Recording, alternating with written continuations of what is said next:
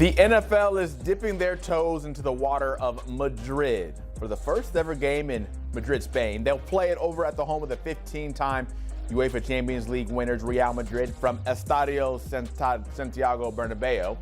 It'll be the Commanders taking on the Dolphins. Both teams are already over there getting ready for this international game. Both teams are 3-7, but the Dolphins are used to playing in international waters because look at this. 8 times, including this week, will they play over in an international game, trailing only the Jags, who have done that 14 times. To help get set for that game on Sunday, look who we get to bring in. Our guy, Miami Mike Cugno, or should I call you Madrid Cugno, because there you are with boots on the ground in the city in Spain. You look chilly. You look cold, Mike. I will say that first off. Yeah. But you look at this Dolphins team coming off the 30-13 win over the Bills last Sunday. Bradley Chubb said that it's not delusional, but that they can make something out of the season. But I mean, like, you're 3-7.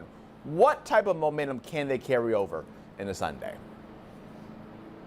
Yeah, look, I will give the Dolphins credit.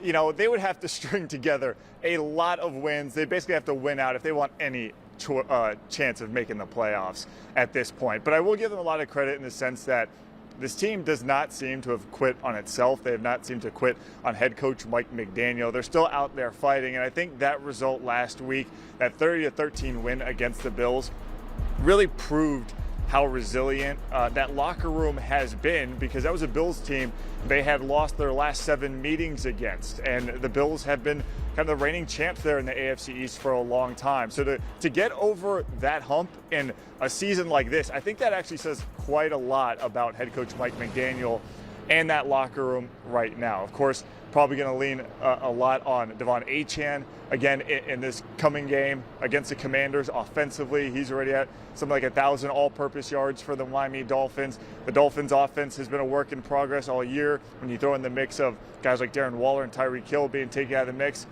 they hope that maybe going up against a banged-up Commanders team, they can start to build momentum. They've had slow starts in the past and made pushes. We'll see if they have one more of those in them this year. Yeah, a Commanders team that's lost 4 straight games by 21 or more points. So when you touch on the offense and maybe how they're clicking a little bit more than what we've seen compared to the other parts of the season, how important and how likely do you think it is that they can continue that run and run it up on Sunday? It's got to be the run game. It's got to be Achane. Mike McDaniel was praising the way he can attack small spaces and accelerate through them, and the body control he has, and how he can take something that might be an explosive play at 15 yards and turn it to a 38 or a 59-yard touchdown like we saw last week against the Bills. That's got to be their bread and butter. We know Tua has struggled offensively so far in terms of throwing the interceptions.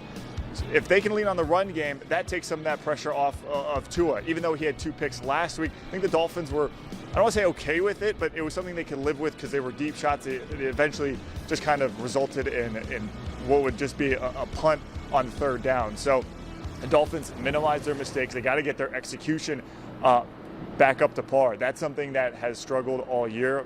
Look back last week against the Bills. They had to call a timeout and had a penalty before any time came off the clock. Those are still the things they have to work on. But if they can stick to the running game, which has worked at times this season, they can be successful.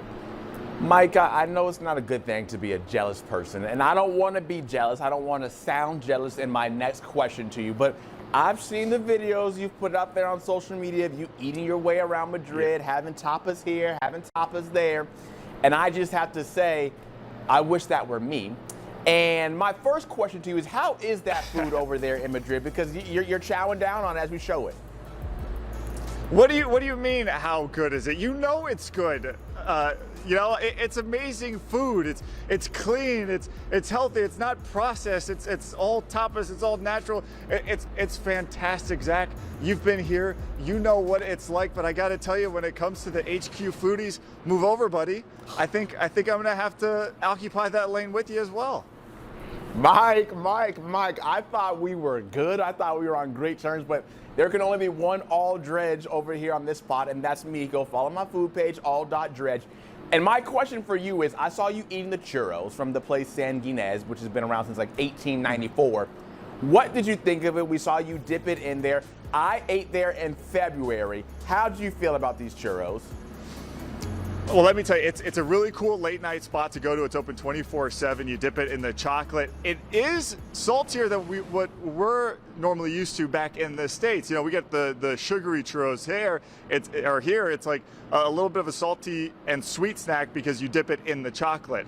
So I liked it. I wasn't prepared for that. No one warned me that it was going to be kind of that kind of flavor mixture, but it was still good. It was still good. If I had to give it, you know, an all-dredge rating, I'd probably give it an 8.6, only because I was dead tired. It was like 2 in the morning. We've been working all day, and so maybe that affected my taste buds. But it's definitely a cool little scene here in Madrid, where there's like people wrapped around the block looking for churros, like at all hours in the morning. Mike, my friend, see, that's where we differ. It's certainly not all dredge. I give it like some dredge, a 6.1. I thought that it was just way too rich with the chocolate and too not milky as I would like for it to be. So we can differ there, but what we can agree on, if you want to bring back some food here to the office for us in Miami, I've done that before.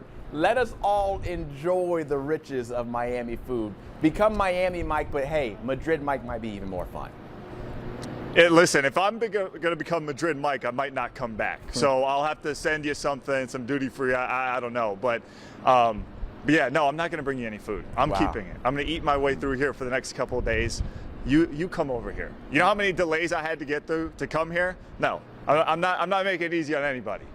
Mike, I thought we were bonding, and then you just rip it apart, but that's fine. We'll get back in touch when you get back over stateside. Mike Cugno, thank you. Enjoy the game over there in Madrid on Sunday. He's at Atletico Madrid Stadium right now for practice. The game will be over at Real Madrid Stadium. And Sunday, these are all the games that will be airing over on CBS. You see that 1 o'clock window starting with the Bucs and the Bills, a Bills team that just lost to the Dolphins.